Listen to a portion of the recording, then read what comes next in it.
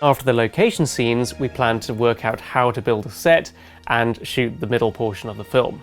We'd shot the bookends, if you like, and then we were coming to this large, intense middle section. So now we haven't got the Baltic, we haven't got a lift.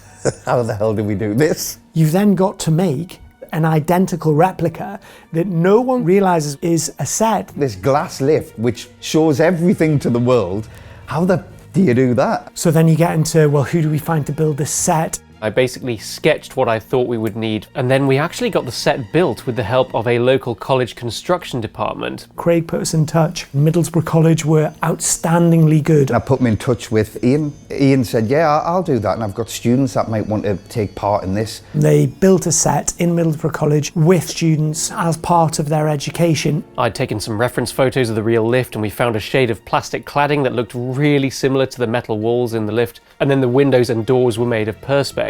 They transported it from Middlesbrough to a photography studio that we hired. They constructed it all in the space, and we're talking like within a matter of, an hour there, an hour's construction. We had lights set up within the next hour, which is just unheard of in a larger film crew. Once we had the basic walls and windows, me and Phil then did some set dressing to make it work on camera as the real lift, so that no one would question it. We had a go at recreating all the little details in it, like the buttons and the posters. We'd been supplied the actual information board from the Baltic, and so we added that in using a clip frame. And then for the rest of the details and the buttons, we actually just used high-res photos of the real things in the lift, and these were stuck onto foam board, and then we just stuck them onto the walls. And because they're blurry most of the time, you don't really notice it. And with the house lights turned off, pretty soon you do start believing that you're in a real lift. Hello? Please! Help! All the lighting in the lift set pretty much had to be from above. The first thing we did was add a big softbox suspended over the top.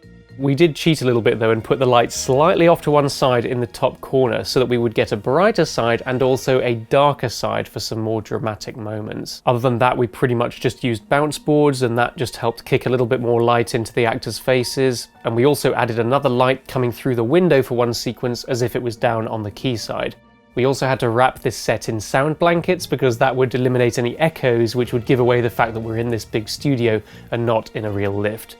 My favourite detail was how we recreated the view of the city at night seen out the window.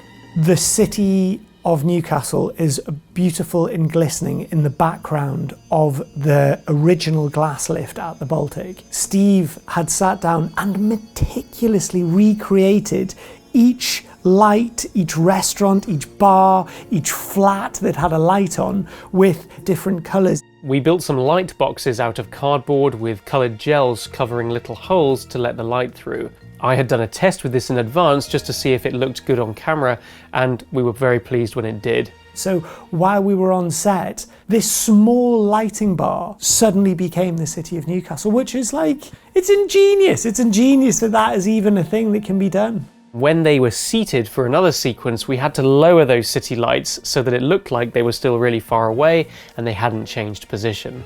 One of the things that I still can't get my head around is looking at the quayside, and it's not the quayside, it's a box with coloured lights. It just shows you again the power of filmmaking, the suggestion of certain things, and our brains willingly accept it.